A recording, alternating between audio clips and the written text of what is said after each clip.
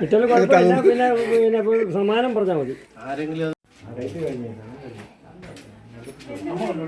അന്താരാഷ്ട്ര വിപണിയിൽ ലക്ഷങ്ങൾ വിലമതിക്കുന്ന 2 ഇരുതല മുരികളെ വനം വകുപ്പ് പിടികൂടി.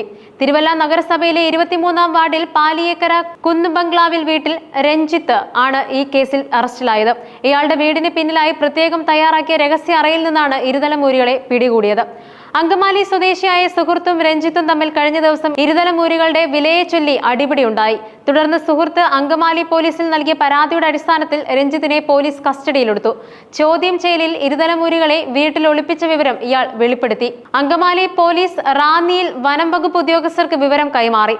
തുടർന്ന് deputy range forest officer Robin Martin, section forest officer F Yesudas, beat forest ഓഫീസർമാരായ F Prakash, U Rajesh Kumar, Meera Panicker, SR Reshmi എന്നിവരടങ്ങുന്ന വനം വകുപ്പ് സംഘം പാലിയേക്കരയിലെ വീട്ടിലെത്തി പരിശോധന നടത്തി. വീടിന് പിന്നിലെ രഹസ്യ അറയിൽ മണ്ണിൽ കുഴിച്ചിട്ട നിലയിലാണ് ഇരുതല മൂരികളെ കണ്ടെത്തിയത്. ഇവയിൽ ഒന്നിന് 1 മീറ്റർ 6 സെന്റിമീറ്റർ നീളവും മറ്റൊന്നിന് 1 മീറ്റർ 16 സെന്റിമീറ്റർ നീളവുമുണ്ട്. അന്താരാഷ്ട്ര വിപണിയിൽ വലിയ വിലയുണ്ടെന്ന് പറയപ്പെടുന്ന ഒരുതരം പാമ്പാണ് ഇരുതല മൂരി. ഇതൊരു തരം മണ്ണുണ്ണിയാണ്. ഇവയുടെ തലയും വാലും ഒരുപോലെ തോന്നിക്കുന്നത് കൊണ്ടാണ് ഈ പേര് വന്നത്.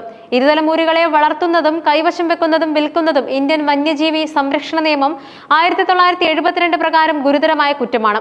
ഇവ ഷെഡ്യൂൾ 4-ൽ ഉൾപ്പെടുന്ന വന്യജീവികളാണ്. ഇവയെ പിടികൂടുന്നവർക്ക് 3 മുതൽ 7 വർഷം വരെ തടവ് ശിക്ഷയും പിഴയും ലഭിക്കാവുന്നതാണ്. അതുകൊണ്ട് ഇത്തരം കാര്യങ്ങളിൽ നിന്നും ഒഴിഞ്ഞു നിൽക്കാൻ ശ്രദ്ധിക്കുക. എത്ര വയസ്സുള്ള